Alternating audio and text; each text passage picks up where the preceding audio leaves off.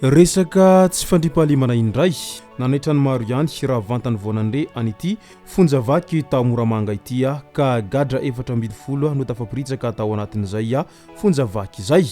ka ny pitsopitsony mahakasika an'izay ny fakafakaina amintsika tao anatin'ity vidéo ity ka manasantsika rehetra anaraka an'ity vidéo ity hatramin'ny farany.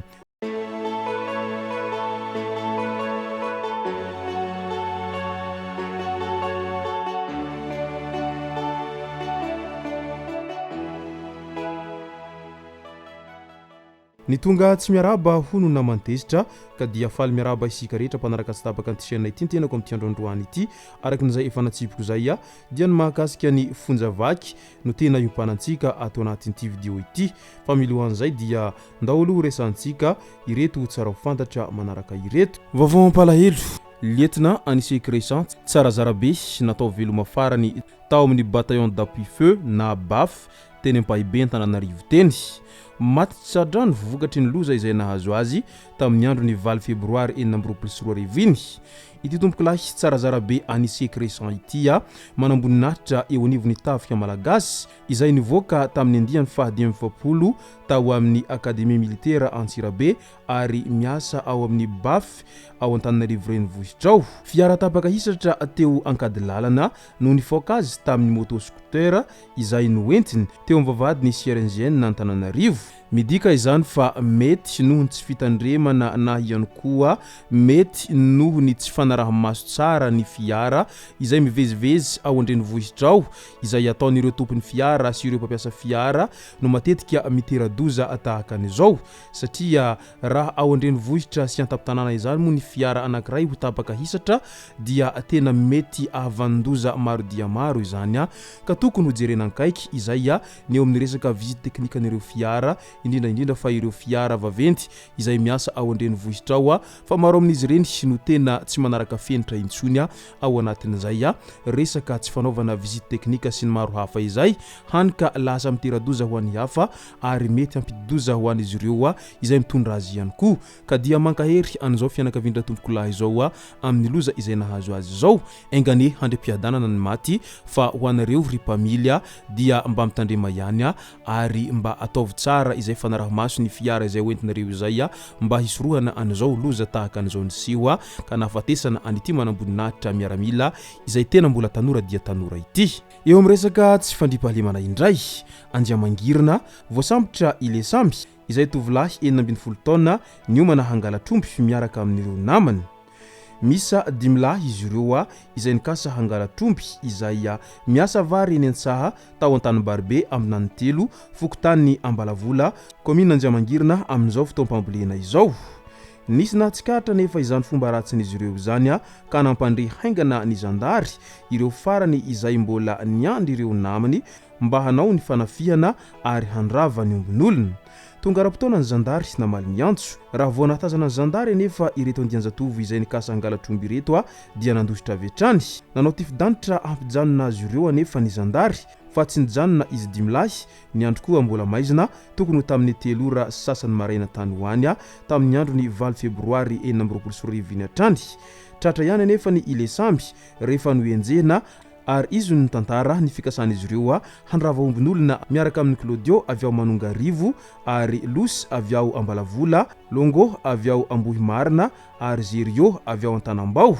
mbola karona ireo voatanisa anarana ireo ka anaovana antsoavy amin'izay manana vaovao momba azy ireo ary atolotra fitsarana kosa ile samy taorian'izay famitorana azy izay ary hoarantsika eto no mety tohiny sy ny fandraisana andraikitra izay ataon'ny fitsarana ambaratonga voalohany ao Antsuhi manoloana an'izao raha fikasana halatromby izay nataony reto andianjatovo ireto tadidio anefa fa 12 taona zany dia tena tokony mbola any an-tsekoly zany no matematesan'izy ireo nefa dia efa varina mivarolavo amin'izay resaka halatra sy ny maro hafa izay ka tokony arahana maso tsara ny zanaka ray aman-dreny fa lasa manala baraka tena sy manala baraka ireo ray aman-dreny izay mitaiza raha ireto tovolahy izay mbola irikiriny reto nefa dia efa miditra misehatra n'izay halatromby izay atrany mbola ny amin'ny faritra ny Sofiny atrany halatra moto ny sesisesy taontsy indray mpandraharahany Fonja iray sy ny olona 3 izay voasambotra ary misy Zandary iray voasaringotra amin'ity raha halatra moto ity ihany tany antsoy renivohitra tany raha ny fanazavana dia ity mpandraharahany Fonja amin'ny sary ity no voalaza ho naniraka ireo roa lahy izay mangalatra moto ary izy sy ilay lehilahy iray ao be fandriana varatra mivarotra izany moto halatra misa 3 no sarona nandritra ny hetsika izay nataon'ny polisy ao ireo efa novain'izy ireo ny lokony ao izay mbola tsy vohova ny lokony ankoatra ireo voasambotra sy voatazona eny amin'ny polisy ireo dia misy Zandary iray izay miasa ao be fandriana varatra izay voasaringotra anatin'ity raha ity atrany raha ny fanazavana atrany mitoy ny fanadiadiana izay ataon'ireo polisy ary atolotra fampanoavana izy ireo aorian'izay fanadiadiana izay natao zay mahamenatra ny zavatra tahaka antony satria ianareo izay tokony hananatra sy atao modely ny fiarahamonina indray nefa ianareo indray no mitarika anireo zay andian'ny tanora izay manao ratsy ao anatin'izay halatra izay ka tena mahamenatra ny trangan-javatra tahaka an'izany ianao Zandary izay tokony hitandro ny filaminana sy hiaro ny vahoaka sy ny fananany indray no mitarika anireo jiolahy hangalatra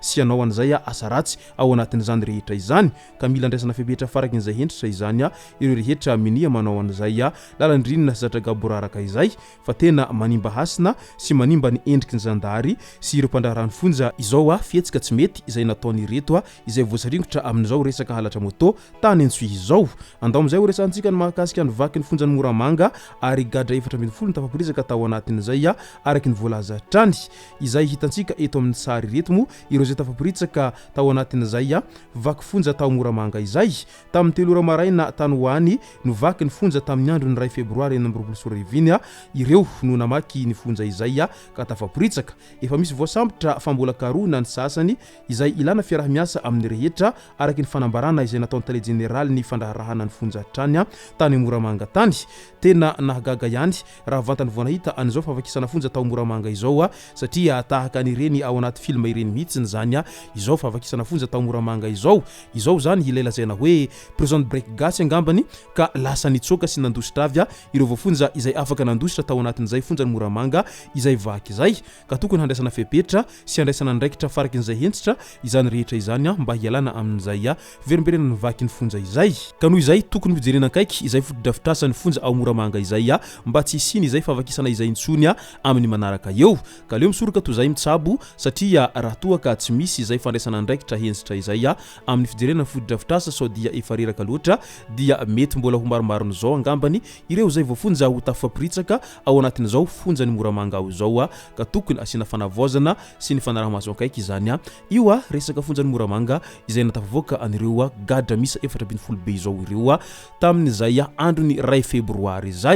izay no masaka azonarosy tao anatin'ity video ity tompoko lasy tompoko vavy misoratsika rehetra nanaraka an'ity video ity hatramin'ny farany aza dino ny milaiky ny video antsika ary tsy arovatrany ny Abonneo amin'ny chaîne antsika mba fanareo manaraka tsy tahabaka ny video zay lefa nahita isan'andro tompoko lasy tompoko vavy mankasitraka dia mirary soa